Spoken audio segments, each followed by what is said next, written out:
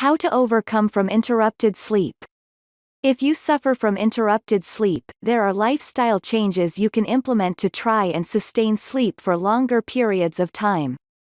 First, try restricting your sleep a little bit.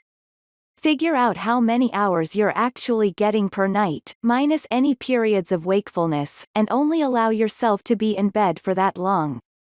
After cutting down on your sleep, you'll naturally become sleepier at night, leading you to sleep more deeply. Next, if you find yourself awake at night for more than 15 minutes, get out of bed.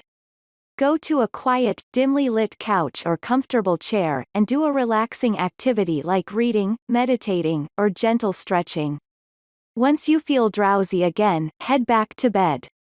Finally, stick to your normal wake-up time, even if you had a bad night of sleep the night before.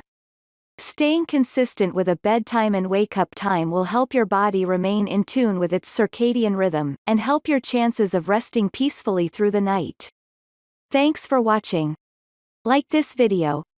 Share and comments, subscribe now for new videos and update.